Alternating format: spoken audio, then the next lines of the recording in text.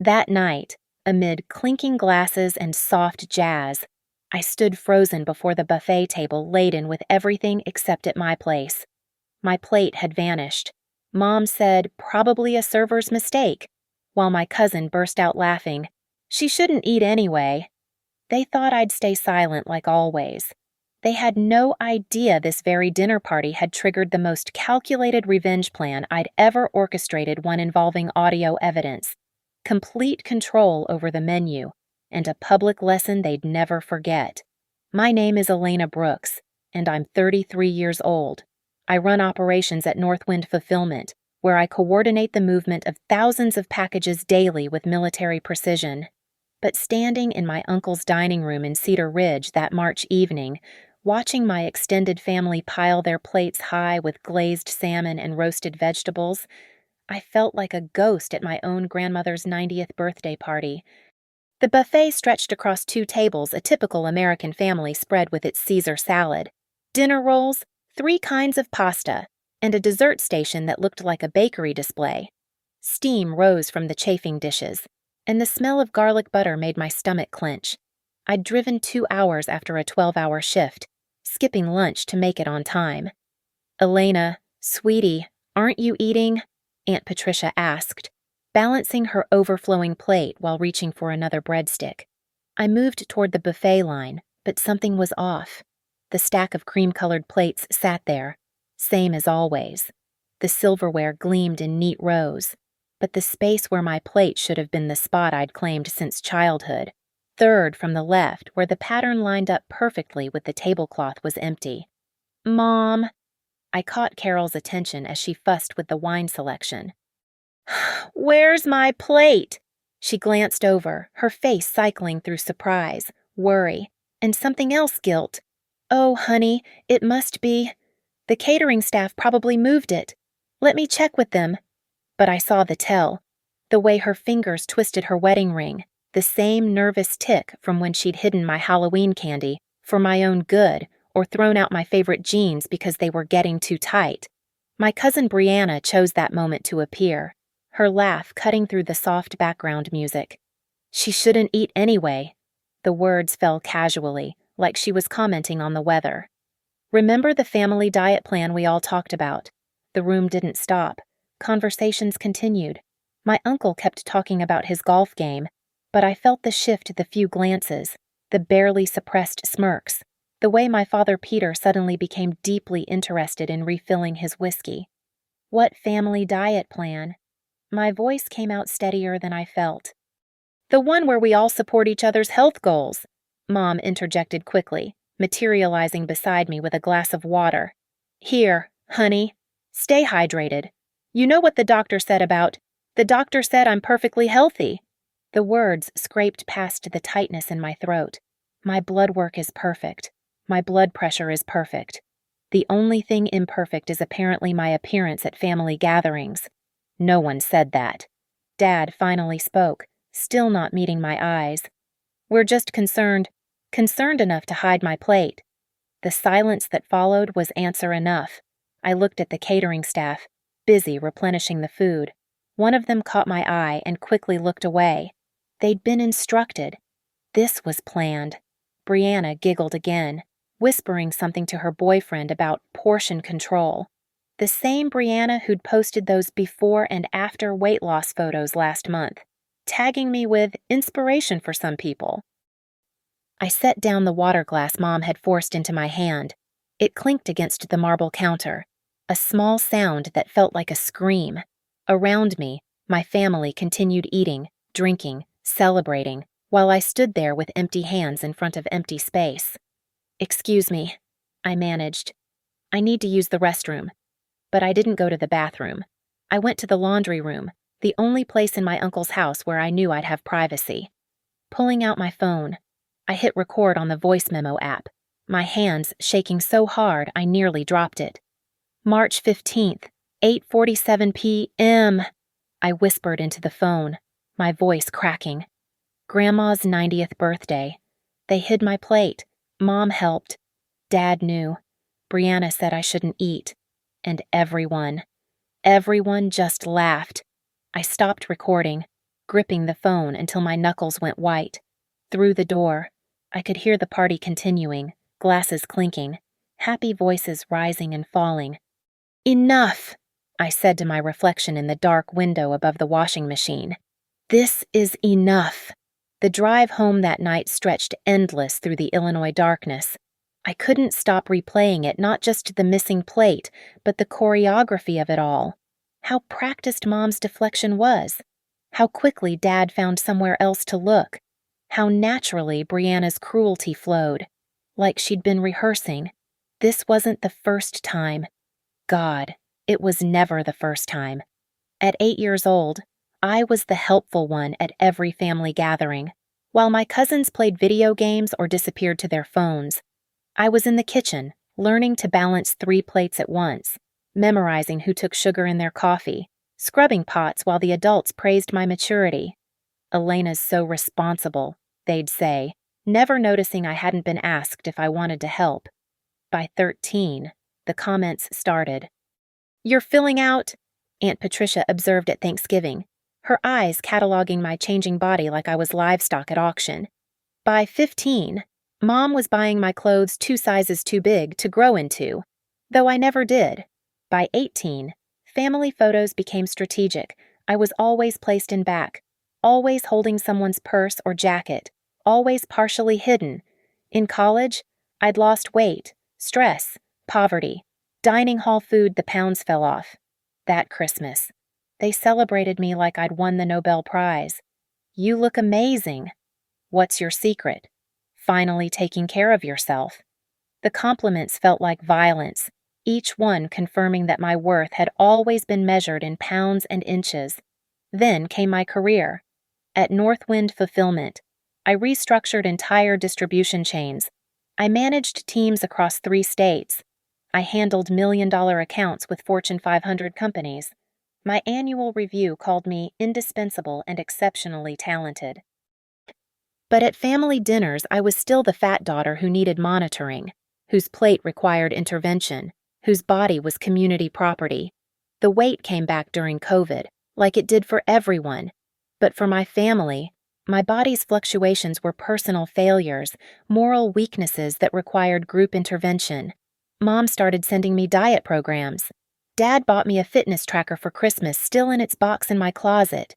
Brianna added me to her MLM weight loss Facebook group without asking. My phone buzzed as I pulled into my apartment complex. A text from Aunt Allie, my mother's younger sister. "Elena, I'm so sorry about tonight. Your mom told the catering staff to hold your plate for safety. She said you'd understand. This isn't right." For safety. Like my plate was a weapon. Like eating was dangerous. Like my body was a crisis requiring emergency protocols. I sat in my car, engine off, reading Allie's text over and over. Another message came through. "Your mom's planning the anniversary party for May. She already told the committee you're too busy to help with planning." The anniversary party, their 35th wedding anniversary, the social event of the year for our family, where they'd parade their perfect marriage, their successful children, their beautiful life, where I'd be relegated to set up crew and cleanup duty, invisible until needed, problematic when seen. But this time was different. This time, I had 2 months to prepare. I thought about my job, about the systems I'd built. Every successful operation required 3 things: detailed planning, strategic resources, and flawless execution. At work, I moved thousands of units through complex supply chains without a single error. I coordinated vendors, managed timelines, controlled quality at every checkpoint. My family thought they knew me, the obedient daughter, the reliable helper, the quiet one who took their judgment without protest. They didn't know the Elena who'd saved Northwind $3 million by restructuring their vendor contracts. They didn't know the Elena who'd faced down Fortune 500 executives and won. Opening my laptop on my kitchen counter, I created a new project folder, Operation Dignity. Inside, I started a spreadsheet with 3 columns: assets, objectives, timeline. Under assets, I typed professional event planning experience, budget control capabilities, venue contacts, audio-visual equipment access. Under objectives, public acknowledgement, behavioral change, permanent boundaries. Under timeline, 8 weeks until anniversary party. My phone buzzed again. Another text from Mom. Hope you got home safe. Sweetie, sorry about the confusion with the plates tonight. You understand we're just worried about your health. Right, love you. I stared at her message, at the casual erasure of what they'd done, the easy rewrite of cruelty as care. My fingers hovered over the keyboard, a dozen responses fighting to escape. Instead, I typed simply, got home fine. See you at the anniversary party. Because I would see them. They just wouldn't see me coming. The first call I made was to Noah Hale at 11:30 that night. He answered on the second ring, music thumping in the background, probably working another wedding reception. Elena, give me a sec. The music faded as he stepped outside. What's wrong? You sound... I need your help. I'd known Noah since high school, back when we were both theater tech nerds. Now he ran his own event production company, handling sound and lighting for venues across the state. Remember when you said if I ever needed anything? Of course. What happened? I told him everything. The missing plate, the laughter, the years of disguised cruelty. When I finished, silence stretched between us before he spoke. Those bastards. Elena. I'm so sorry. What do you need? Complete audio-visual control at my parents' anniversary party. Every microphone, every speaker, every screen. Can you do it? Can I? He actually laughed. Elena, I could make that room sing opera if you wanted. But what exactly are you planning? Justice? I said, with receipts. The next morning, I contacted Dr. Lila Morgan. I'd met her at a corporate wellness seminar. She'd been the only speaker who didn't mention weight loss once, instead focusing on boundaries and respect. Her practice specialized in family dynamics and what she called emotional nutrition, feeding your soul while protecting your body from toxic consumption. Elena, I'm glad you called, she said when I explained why I needed her. What you're describing isn't love, it's control, and using food as a weapon that's particularly insidious. I want to document it properly, I said. The patterns, the impact, the clinical terminology for what they're doing. But more than that, I need something they can't dismiss professional documentation about boundaries and consent. I can do better than that, Lila said. I've been developing a workshop module on body autonomy and family systems. Your parents' party could be the perfect venue for a gift presentation, something about honoring relationships through respect. Very anniversary appropriate. My third call was to Zoe Park. She managed Riverbend Hall, the venue Mom had been eyeing for months. Zoe and I had worked together when Northwind needed event spaces for product launches. Elena, please tell me you need to book something. This month has been dead. My parents' 35th anniversary. May 18th. Your mom already called about that. She wanted a discount but wouldn't commit. Said something about waiting for family input. I'll commit today, full price, but I need complete control over layouts, catering arrangements, and technical specifications. Can you make that happen? Honey, for full price, I'll personally fold every napkin into a swan. Within a week, I'd become the anniversary party coordinator. I volunteered enthusiastically, telling Mom I wanted to give back after all she'd done for me. She was so shocked she actually teared up, hugging me while whispering about how proud she was that I was finally taking initiative. I smiled and hugged her back, mentally cataloging every manipulation she'd ever disguised as maternal love. The venue contract gave me everything I needed. Noah would handle all technical aspects as the premium package I'd insisted on booking. Lila would be our special guest speaker, a surprise gift I'd frame as honoring their successful marriage. Zoe would ensure the space was configured exactly to my specifications, but the masterpiece was the catering plan. I hired Nourish, a local company that specialized in intuitive eating events. No diet foods, no guilty pleasures. Just beautiful, respectful offerings with cards describing ingredients for allergies, only no calorie counts. No healthy alternatives. No moral judgments disguised as nutritional information. "I want something special," I told them. "A commitment ceremony where guests sign pledges about respecting each other. Very touching. Very anniversary appropriate." They loved it. Everyone loved it. Mom was thrilled I was handling everything, though she kept trying to suggest menu changes. Maybe a salad bar. Should we have a lighter option? Each time, I smiled and told her it was already paid for. Already perfect. Noah started visiting regularly, mapping the venue's acoustics, testing equipment angles. "You want individual table mics?" he asked during one session. "That seems like overkill." "I want every word captured," I said. "Every single word." Lila developed what she called the respect contract, a beautiful document about honoring boundaries, bodily autonomy, and the difference between care and control. It looked like a wedding vow renewal, something touching and ceremonial. In reality, it was a therapeutic boundary agreement, legally worded and psychologically precise. "If they sign this," she said, "they're acknowledging that controlling someone's food choices is a violation of consent. It's quite binding, actually." 4 weeks before the party, everything was in place. The venue booked, the presentations prepared, the technology installed, the allies briefed. My family suspected nothing. I was just helpful, Elena. Finally contributing properly. Finally being the daughter they'd always wanted, organized, efficient, invisible until needed. They had no idea they were walking into their own intervention. The morning of May 18th arrived crisp and bright. I'd been at Riverbend Hall since 6 a.m. So, overseeing every detail with the precision I brought to million-dollar logistics operations. Table assignments. Zoe held up her clipboard. "Exactly as marked. The place cards with QR codes are already positioned. Each elegant cream card bore a guest's name in gold calligraphy. Below, barely noticeable, was a small QR code that linked to Lila's anniversary celebration pledge, a commitment to respect and honor family bonds through personal boundaries. Most would assume it was some modern guestbook gimmick.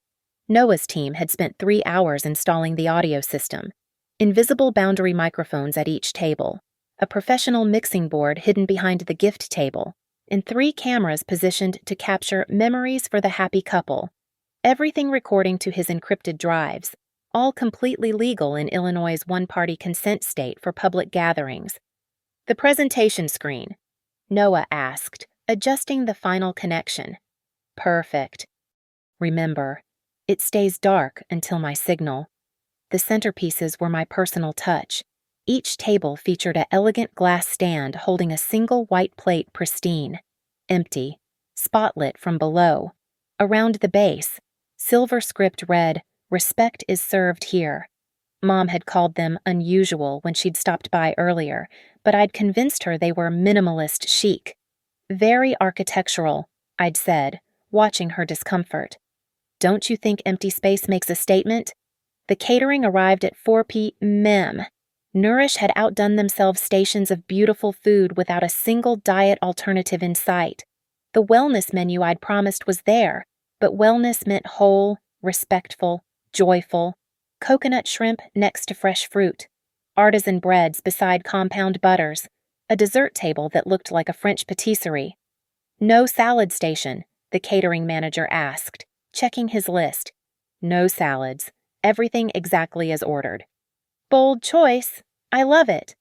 At 5 p.m., Lila arrived in an elegant navy dress, looking every inch the successful therapist speaker she was. She carried a leather portfolio with her presentation materials and a stack of printed pledge cards for the commitment ceremony. "How are you feeling?" she asked, pulling me aside. "Like I'm about to perform corporate arbitration with my entire family as hostile witnesses." "Good. Channel that professional energy. Remember, you're not asking for anything unreasonable. You're establishing basic human dignity." Guests began arriving at 5:30. I greeted each one warmly, directing them to the cocktail hour while mentally cataloging their past offenses. Uncle Richard, who'd nicknamed me Hefty at 12. Aunt Patricia, who'd bought me a gym membership for my 16th birthday. Cousin Marcus, who'd photoshopped my face onto a Weight Watchers ad as a joke. Mom swept in at 5:45, resplendent in silver, immediately attempting to take over. "Elena, darling," the caterers seemed confused about the salad. "Everything's perfect, Mom. Just enjoy being the guest of honor. But the menu seems very heavy, and those centerpieces are a surprise that will make sense during the program. Trust me." The word trust made her pause. For a moment, something flickered across her face, suspicion, but Dad appeared, straightening his tie, and her attention shifted to accepting congratulations from arriving guests. Brianna arrived at 6, her boyfriend Kyle in tow, immediately gravitating toward the dessert table to perform her usual routine of loud calorie calculations. "Oh my God, do you know how much butter is in those croissants, Kyle? Remind me to hit the gym twice tomorrow." I watched her performance, remembering every time she'd done this while watching me eat, turning food into shame, consumption into moral failure. Tonight would be different. By 6:30, all 43 guests had arrived. The dining room glowed with warm lights and soft jazz Noah's touch. The empty plates in their spotlights caught the light like accusations waiting to be made. "Ladies and gentlemen," I announced, stepping to the microphone, "please take your seats. Dinner is about to be served." The crowd moved toward their assigned tables, finding their places via the elegant cards. Several people pulled out phones to scan the QR codes, smiling at what they assumed was interactive entertainment. "Before we begin," I continued, "I want to share something special. As many of you know, I've been helping coordinate tonight's celebration. It's been educational. You see, party planning is a lot like what I do at North Wind. It's about managing resources, controlling flow, and most importantly, making sure everyone gets exactly what they deserve." Polite laughter rippled through the room. Mom beamed, probably thinking I was about to credit her parenting for my professional success. "Tonight's menu is curated for celebration," I announced. "No restrictions, no judgments, no better choices, just abundance and joy. Because at a real celebration, everyone deserves a full plate." I let that land, watching Mom's smile tighten. Dad shifted in his chair. Brianna whispered something to Kyle. "But before we eat," I said, lifting my champagne glass, "we have a special presentation about love, respect, and the promises we make to those we claim to care about." The screen behind me flickered to life, displaying 35 years of commitment, a journey of respect. The trap was set. Now all I had to do was spring it. The room settled into expectant quiet as I handed the microphone to my father. "Dad, why don't you start us off with some words about what 35 years of marriage has taught you?" Peter stood, straightening his jacket, clearly pleased to be center stage. The boundary mic at his table caught every word crystal clear. "Well, 35 years teaches you about discipline," he began, his CEO voice filling the room. "Carol and I have built our life on structure, standards, and sometimes that means making hard choices for the people we love. Real love isn't just acceptance, it's pushing each other to be better, even when it's uncomfortable. Especially with our children," Mom added, standing to join him. "Sometimes love means saying no. Sometimes it means intervening before problems become visible." Her eyes found me briefly. "We've always believed that discipline is love. Here, here," Uncle Richard raised his glass. "That's why this family stays strong. We hold each other accountable." "Exactly," Brianna chimed in, her voice carrying perfectly through Noah's system. "Like, if we see someone in the family struggling with something, we don't just enable it, right? We step in, we help, even if they don't want it at first." "Even if they don't want it," Mom repeated, nodding. "Because we know better. Experience matters."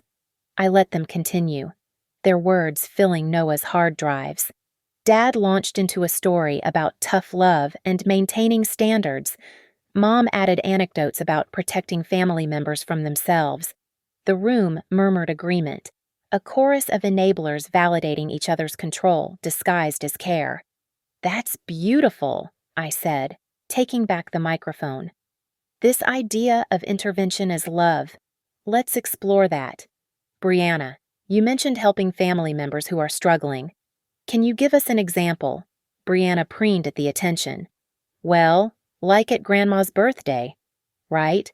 Sometimes you have to make hard choices for people who can't make them for themselves.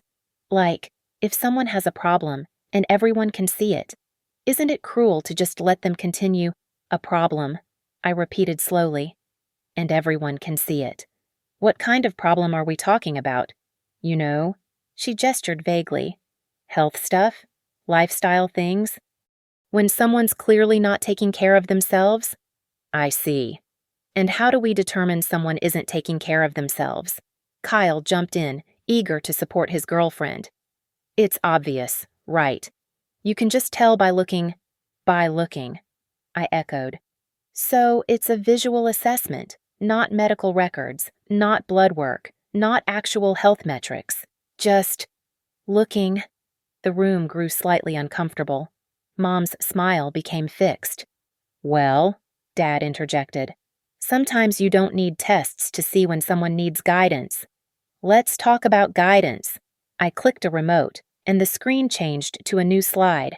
The dinner plate incident, a case study in love. The room stirred uneasily.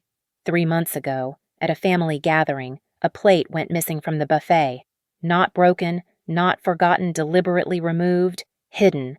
The person whose plate was taken was told it was for their safety, for their health, because their family loved them too much to let them eat. Dead silence now. Mom's face had gone pale. That person stood in a room full of food, surrounded by family, and was denied the basic dignity of choosing their own meal. And when they asked why, do you know what they heard? I looked directly at Brianna. They heard laughter. They heard someone say, "She shouldn't eat." And everyone in that room thought it was acceptable. Elena, Mom started.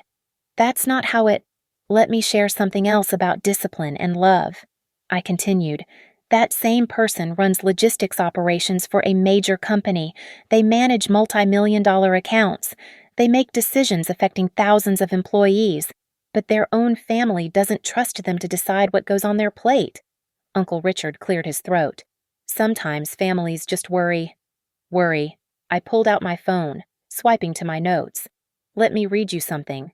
This is a voice memo from that night. They hid my plate. Mom helped. Dad knew.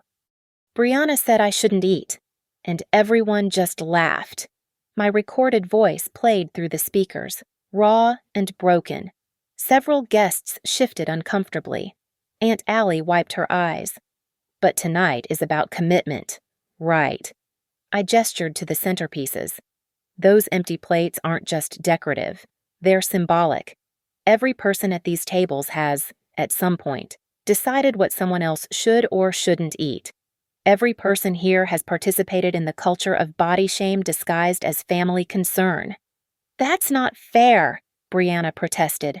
We were trying to help. I laughed, but it wasn't warm. At this moment, there are 43 people in this room. How many of you have ever hidden someone's food, thrown away someone's clothes, made jokes about someone's body, decided someone else's plate? The silence stretched taut as a wire. Tonight, that changes. Dr. Morgan, would you join me? Lila stood gracefully, moving to the front with her portfolio. Good evening, everyone. I'm here to talk about a gift we're giving Carol and Peter and all of you. It's about real love, real respect, and the difference between caring and controlling. She clicked to her first slide. Bodily autonomy in family systems where love meets respect. Mom stood abruptly. I don't think, please, Mom, I said quietly. Just listen, for once in my life. Just listen to me. Lila clicked through her presentation with practiced calm. When we control what another adult eats, we're not showing love, we're exercising dominance. When we hide food, restrict access, or publicly shame consumption, we're not protecting health, we're inflicting trauma. The screen showed clinical terms: coercive control, psychological manipulation, boundary violations. This is ridiculous. Dad stood up. We're her parents. Yes, I interrupted, picking up the empty plate from the nearest centerpiece. You're my parents, and this, I held it up, is my plate. The one you hid, the one you decided I didn't deserve. Noah pressed something on his board. Suddenly, the speakers came alive with audio from Grandma's party not illegally recorded, but reconstructed from multiple witnesses who'd agreed to share their memories on tape, plus my own voice notes from that night. Brianna's voice rang clear. She shouldn't eat anyway. Carol's followed. I'll have them hold her plate in the kitchen. It's for her own good. Peter's contribution. Just don't make a scene about it. Then the laughter. That toxic, complicit laughter. Those aren't even accurate, Brianna started. 3 witnesses confirmed those quotes. Lila said calmly. Mr. Hale has their signed statements. I set down the plate and picked up the stack of pledge cards from Lila's table. These aren't just party favors. They're contracts, agreements to respect bodily autonomy, to never control another person's food, to stop disguising cruelty as concern. You can't be serious, Mom's voice shook. Dead serious. I walked to their table, placing a card in front of each parent. Sign it, and we continue having family dinners. Refuse, and you'll never see me at another one. That's blackmail, Uncle Richard sputtered. No, it's boundaries. I turned to address the room. Every person here has a choice. Sign the pledge and commit to treating family members with basic dignity. Or don't.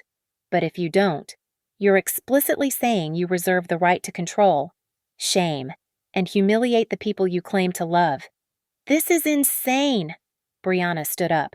We were just trying to help you. You're obviously what? I stared her down. Fat, undisciplined, out of control. Say it, Brianna. Say what you really think. Into the microphone. She glanced at the mic, suddenly aware it was recording.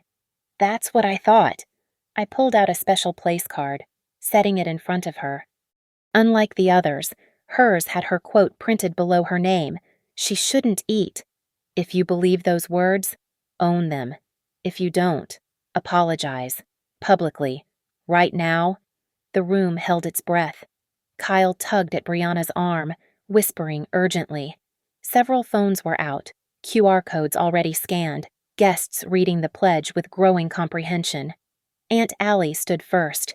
Where do I sign? Ally, Mom gasped. No, Carol, I'm done. I watched you hide Elena's plate. I've watched this for years.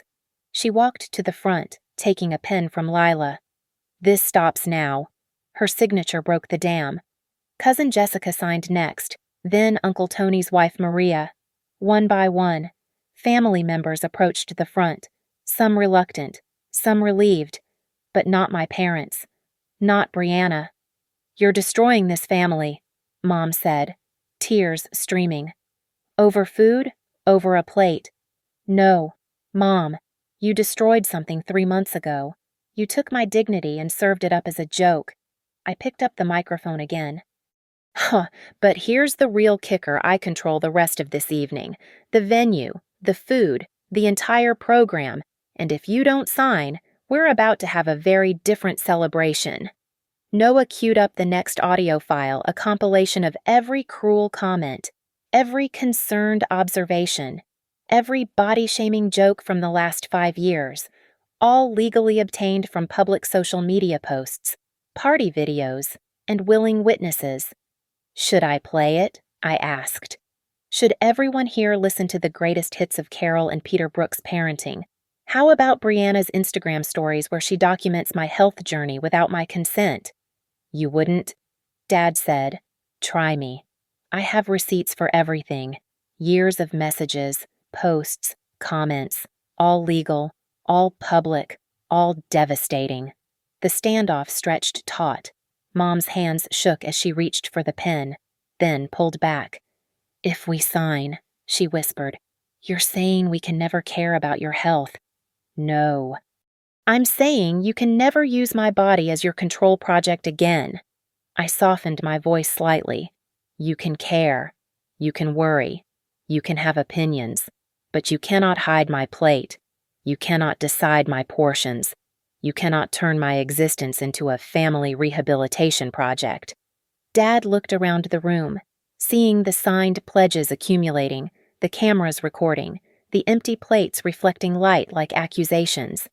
"This is coercion," he said quietly. "No, Dad. Coercion was hiding my food while pretending it was love.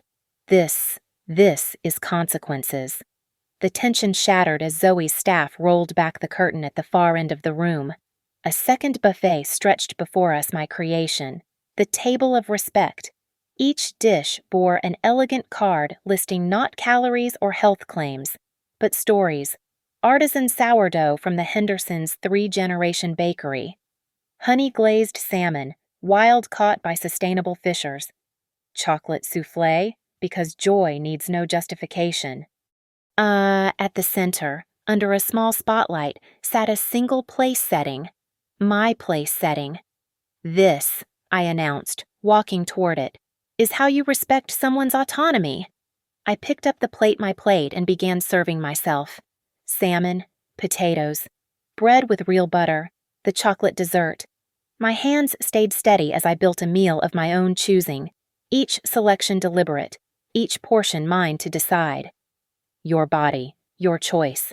I read from one of the cards. "The most basic human right is deciding what enters your own body." I carried my full plate back to the center of the room, setting it down at the head table where an empty chair waited. Then I lifted my champagne glass. Tonight, I eat according to my rights, my needs, my choices. I looked directly at my parents, and anyone who has a problem with that knows where the door is.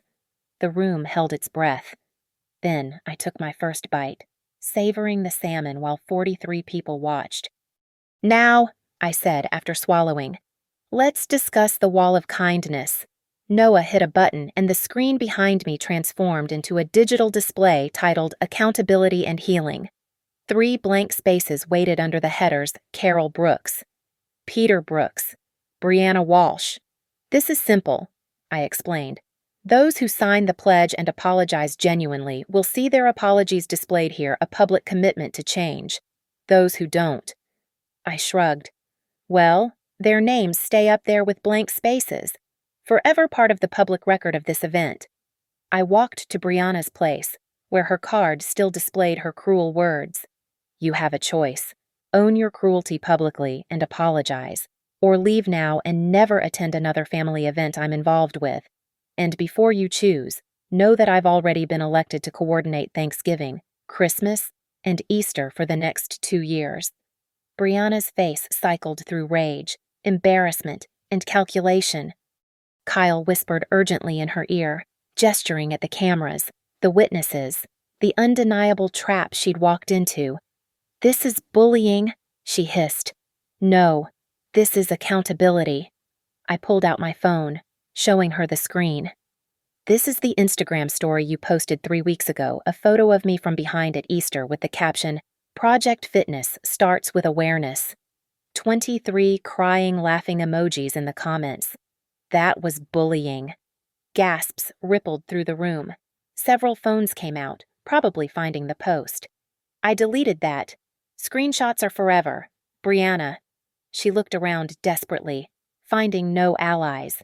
Even Kyle had stepped back, his face red with secondhand embarrassment. Finally, inevitably. She picked up the pen. Her hand trembled as she signed the pledge. Then, with Noah adjusting the microphone toward her, she spoke. I apologize to Elena for my comments about her eating. They were inappropriate and cruel." "And," I prompted, "and I had no right to police her body or her choices." And her voice broke slightly. "And I've been using her as a target to make myself feel better about my own insecurities. I'm sorry." The apology appeared on the wall of kindness immediately, her words transcribed in real time. The room exhaled collectively. Mom was crying now, mascara streaking. "Elena, please, we're your parents.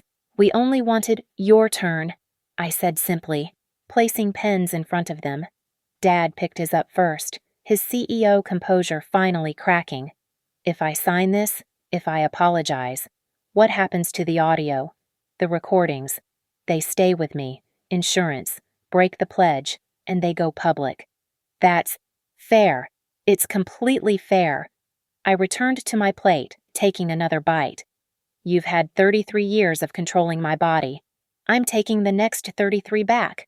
The silence stretched until Mom's sob broke it. She grabbed the pen, signing with shaking hands. I'm sorry, she whispered into the microphone. I'm sorry I hid your plate. I'm sorry I disguised control as love. I'm sorry I made you feel like your body was wrong. Her apology appeared on the wall.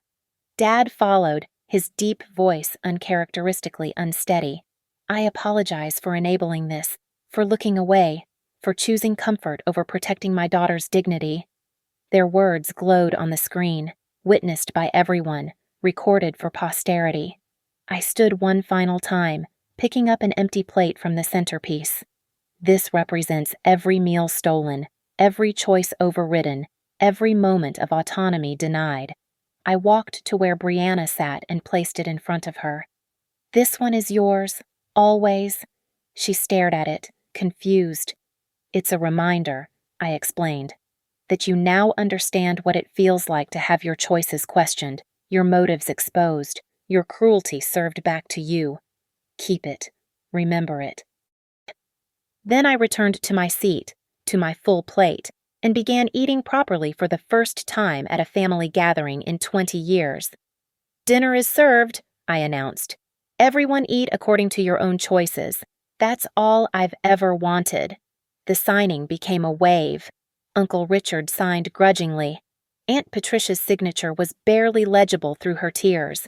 Even Kyle signed, shooting nervous glances at Brianna. Within 10 minutes, every person in the room had committed their name to the pledge, a binding promise to respect bodily autonomy, to never weaponize food, to treat family members as autonomous humans rather than projects to be fixed. I stood at the head table, my plate now empty, and picked up the ceremonial pen one last time. There's one more signature needed, I announced, walking to where my parents sat. Mine. I signed my own pledge with a flourish, then held it up. I promised to maintain these boundaries, to never again accept less than basic human dignity. To remove myself immediately from any situation where my body becomes a topic of family discussion without my consent.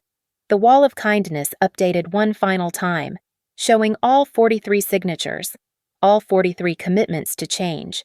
Noah saved the file to 3 different drives, the permanent record of this night's transformation. That's when Brianna did something unexpected. She stood, carrying the empty plate I'd given her, and walked to the table of respect. Slowly, deliberately, she filled it not for herself, but carrying it back to place it in front of me. This one is yours, she said quietly, her voice still raw from crying. Always. It wasn't perfect.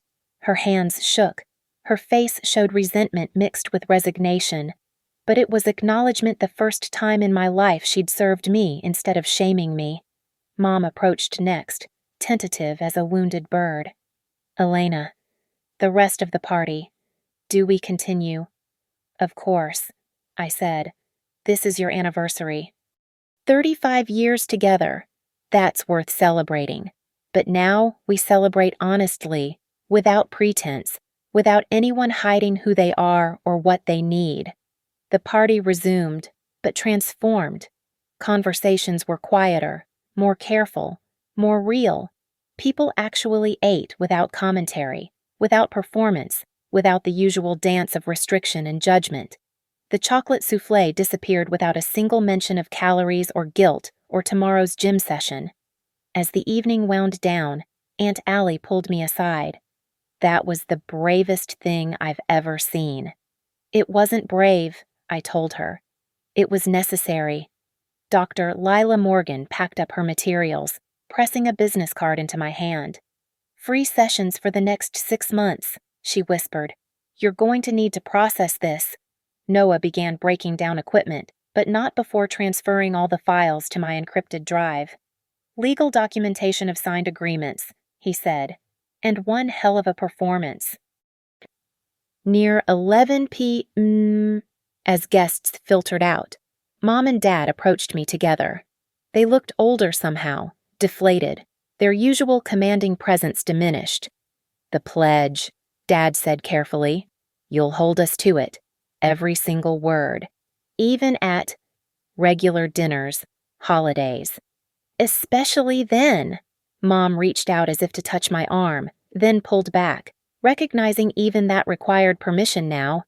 We do love you, Elena." "I know," I said, "but love without respect is just control. Tonight you learned the difference." They left without hugging me, another boundary clearly established. Brianna passed by last, Kyle steering her toward the exit. She paused, looking back at the empty plate she'd carried, now sitting on my table. "I meant it," she said quietly. "The apology. I didn't realize." "Yes, you did," I corrected. "You just didn't care. Tonight made you care." She flinched but didn't argue, disappearing into the night with the rest of them. I stood alone in the emptying hall, Zoe's team cleaning around me. The centerpieces caught the light one last time, empty plates that had held the weight of years of shame. Now just glass and reflection and possibility. My phone buzzed, a text from Mom. "Thank you for not playing all the recordings." I typed back, "The pledge holds, break it, and everyone hears everything." Another buzz. "Dad, understood." A third. "Brianna, does this mean you won't help with Thanksgiving?" I smiled, typing, "I'm cooking everything. My menu, my rules. Sign the pledge. You eat. Everyone gets a plate." The last of the lights dimmed as Zoe locked up. I carried the final empty plate to my car, not as a trophy, but as a reminder. For 33 years, they'd tried to make me smaller, lighter, less visible, more acceptable. They'd hidden my plate, thinking they could hide my hunger, my needs, my right to exist fully in my own body. They were wrong. I drove home through the quiet streets of Cedar Ridge, my full stomach a revolution, my signed contracts a shield, my family's public apologies a vindication I'd never thought possible. At my apartment, I set the empty plate on my kitchen counter, then filled it with leftover chocolate souffle I'd brought home. I ate it slowly, savoring every bite, alone in my space where no one could watch, judge, or comment. My phone lit up with notifications, family members already testing boundaries in the group chat, then quickly deleting messages as they remembered the pledge. The power dynamic had shifted permanently. I hadn't just reclaimed my plate, I'd reclaimed my entire place at the table. Tomorrow would bring awkwardness. Next week would bring attempts to minimize what happened. Next month, someone would probably test the boundaries, forgetting that Noah's recordings were backed up in triplicate. But tonight, I'd eaten dinner with my family, really eaten, fully and freely, without shame or apology or explanation. Tonight, for the first time in my life, my plate had been truly, completely, irrevocably mine. And that was enough. More than enough. It was everything. Thank you so much for listening to my story. I'd love to know where you're listening from. Please share in the comments below so we can connect. Don't forget to subscribe to the channel if this story resonated with you. And please share your own thoughts and experiences. Your stories matter too, and this community is here to listen.